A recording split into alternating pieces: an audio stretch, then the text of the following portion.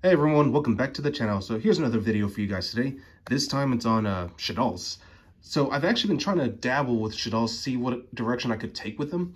And yeah, let's just say I kind of struggled a little bit because like a part of me wanted to play the invoked Shaddolls, but I don't really feel that strategy is as viable as it used to be because like right now Droll and Lockbird is still very much in the format.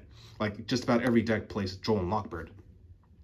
And unfortunately I didn't want to play too many cards that went too far past 40 cards because, you know, at that point, you know, the deck just starts to feel a little sacky. So I was thinking, like, what overall direction could I play Shaddolls in a way where, like, even if I do get drolled, at least I still have some plays to go with and still make the deck, like, incredibly resilient. Well, I think I finally found the answer.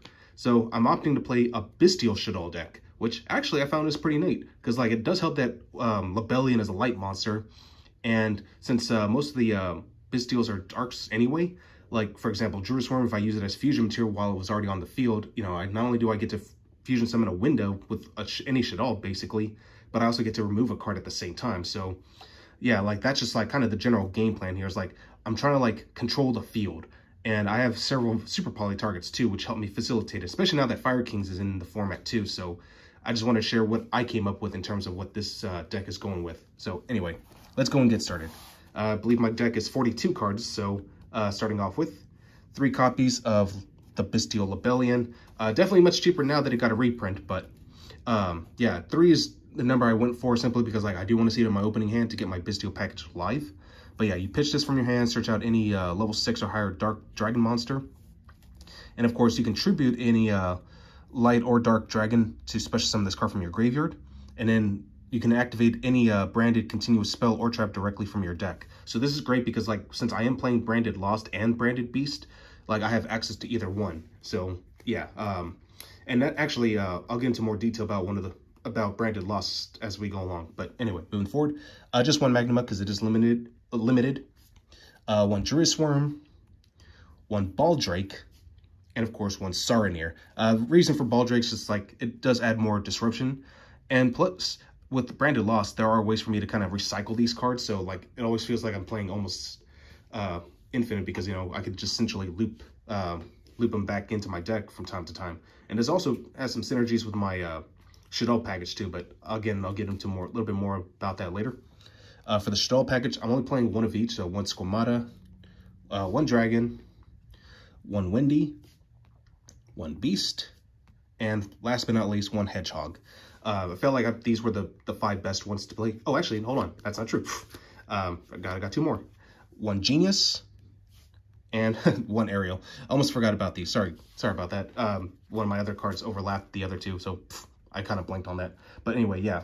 I like Genius because, like, you can target 1 face-up monster your opponent controls, and neither player can activate that monster's effects for the rest of the turn. So, and considering that Shaddolls aren't necessarily, like, common right now, hit the right target, you know, you basically just stopped your opponent from doing anything, and it's chain blockable, so that's pretty nice.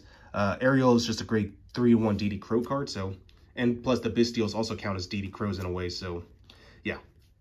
As a little tech option, I decided to throw in 1 copy of Tier Limit Sheeran. This just to help me get into Dragostapelia a little faster, because like Dragostapelia is just really strong, and plus it's also a good Super Poly target overall, so yeah, Sheeran's not too bad. Plus, if you want to, you can always like use her effect to special summon and mill a few cards and hope to trigger out a few Shaddoll effects. So, yeah, not too bad. To round up the main line of monsters, I am playing a small Dogma package. So 1 Floor, 1 Maximus. I was going to play Ecclesia over Sheeran at first, but I was like, you know what? No, let's play just the 2 because like Floor is good for disruption because it's non-targeting. And Maximus, you know, a good way just to get my combo started by sending the right cards to the graveyard. Plus, if I ever needed to get rid of like a card on my opponent's side of the field, I could always just send an Entis away. So yeah, that's just my logic with it. All right, so now moving on to spells. Of course, since I'm running Dogmaticus, 3 Nadir Servant, 3 Shaddoll Fusion, basically branded fusion before branded fusion ever became a thing. 3 Super Poly, 2 copies of Triple T. I don't have Thrust, so these are just as good in my opinion. 1 Called By. Of course, Branded Regain. So this is the card I was talking about a second ago. If a light or dark monster is banished, except during the damage step, you can target 1 of those banished monsters, place it to the bottom of the deck, and draw a card. So that's one of the reasons why I'm on this package, because like, yeah, like it cycles back my Shaddolls, it cycles back my Bystials, and so forth. If your opponent normal or special summons a monster except during damage step, you can target one Bystial monster that's in your graveyard to special summon it. So great way to bring back your Druid Swarm, your Baldrig, your Magnamut. Like, just so much things you can do with this card. One Shaddoll fusion. I only had the room for just the one. I wanted to play two, but I think one's just fine. One Foolish Burial. For my trap lineup, one Shaddoll Incarnation. You know, it's pretty good just to bring back your Shaddoll monsters or just trigger off a flip effect. One Schism, since we are on App Clone. And of course, one Branded Beast. And one Branded Retribution to, like, whatever we dump off a Sarnier's effect, we can just, like, send off a... We can just get Retribution effect, banish it, and get that card right back. And for my hand traps, only playing two different kinds. 3 Ash and 3 Imperm.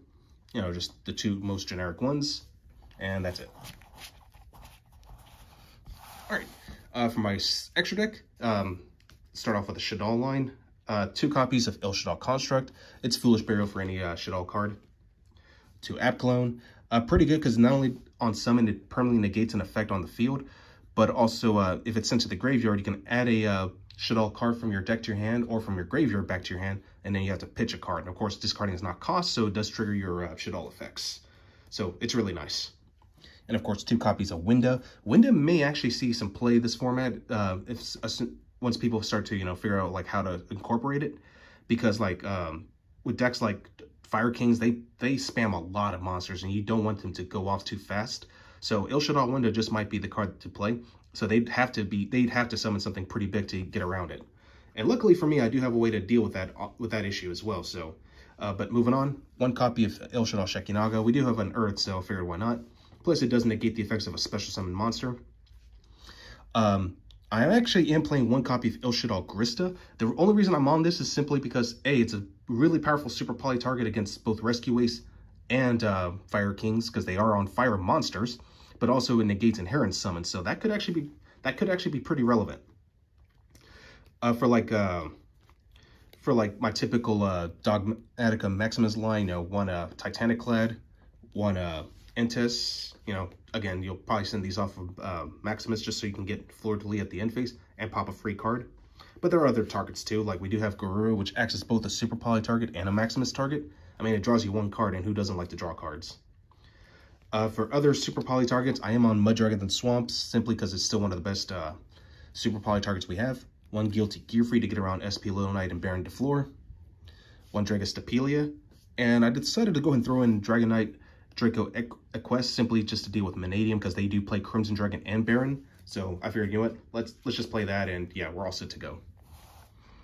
I wish I could play Lynx in this deck, but I just didn't have any room for them. So yeah, I wanted to play more of like a board breaking sort of strategy. For the side deck, playing 3 copies of Fenrir. Another card I wish I could main deck, but for right now I can only side them out in case, depending on the right matchup, I could just like adjust my my engines a little bit. Same thing with 3 Drone Lockbird, 3 Droplet, you know, all really standard cards. 2 Cosmic and 1 Harpy's Feather Duster. And last but not least, 3 copies of Evenly Matched. You know, still one of the best board breakers we got. Well, anyway, that's all I got for you guys today. Hope you guys enjoyed this, and I will catch you guys again next time.